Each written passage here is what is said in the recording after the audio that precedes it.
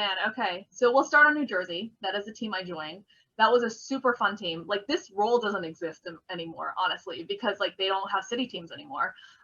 They have like regional teams, like a New York or like, a Northeast regional team that does everything, because it's like kind of a running business. But back in the day, Uber's model was they would have local teams. They would parachute some people in and like have them launch a business, literally go to a hotel ballroom and sign up drivers and hand up iPhone 4s. Like that is like what we used to do. Like, and like we used to have to go like, they called it slog. You had to go get taxi drivers. Like you had to go to where they hung out and like try and get a bunch of them to sign up, right? Like literally it was like a lot of that in person, like just like, like, and I think some of it can be hard for someone who comes from banking, right? Because that's why they always ask. They're like, you're used to like hanging out with the CFO. Now you're like trying to get a taxi driver to drive. Like that is very different. And so that was awesome for me because I really saw like the impact of the business, and like talking to drivers and all that like in the very beginning was like super awesome, in conjunction with things like how do I get like drivers who don't drive anymore to re-engage? Like, can I figure out why people churn? Churn was a big project for me for a while. I worked on things like pricing, like, should we do a price cut?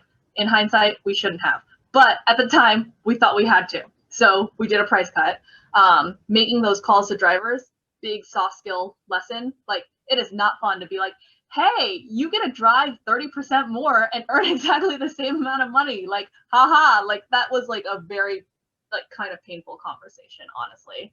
And like, at the time you did believe you were increasing efficiency, et cetera. And you're like, okay, like this is right for the business. But like in hindsight, I'm like, oh man, we really shouldn't have cut prices then. And then like other things like, incentives, you're like, okay, now we cut prices. What do we do? We're surging like crazy. How do we incentivize more drivers to drive? You do incentives and you try to incentivize the right behavior. And so I did incentives for probably about like a year. Like that is like burn calculation. How do we structure it? Where do we set these thresholds? Are there requirements that they need to like meet this? And this is before they built the like internal incentive system where you could just like click and drag. Like I was doing everything in Excel and querying. And so like that, there was a lot of fear of like, if I mess this up, there's going to be 300 drivers outside the support center tomorrow, like, coming after me. So my math better be right. Like every cell has to be right. And so thankfully nothing crazy ever happened there. And so, yeah, and then like competition, et cetera. So that's New Jersey. I will pause and see if there's anything that you have to say on No, that's amazing. So you were basically like brains and operations behind launching a whole new market. And then I think what's interesting about what Jane just said is like the entirety of the role is so diverse, right? So on one hat, you're wearing like an operations hat, then you're wearing a finance hat, then you're wearing a pricing hat, then a marketing hat, then a like a customer management hat, then like a client management hat with the drivers. So that's a lot of work. So like, how do you, I mean, is it trial by fire? Like, do you distinct, because you're coming from a finance background, albeit for a year and a half, like they just put you in these positions. You're supposed to, like, how do you react to someone who's 3 years out of undergrad doing all those different roles, or you just got to figure it out?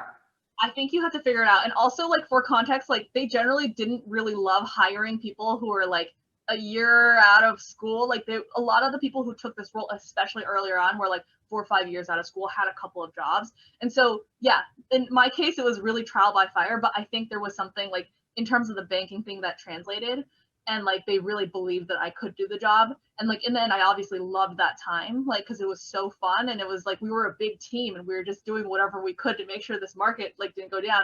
And a lot of people would ask me, they're like, what do you need to do? And I was like, you think the car is just magically there when you call it? Like obviously like someone probably paid them to be there, or like drew like a geofence like around the area, like.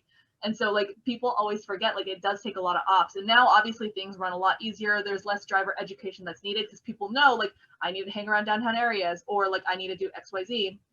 But back in the day, it was a lot of like they would sit at home in the burbs really far from everything and be like, I'm not getting any pings.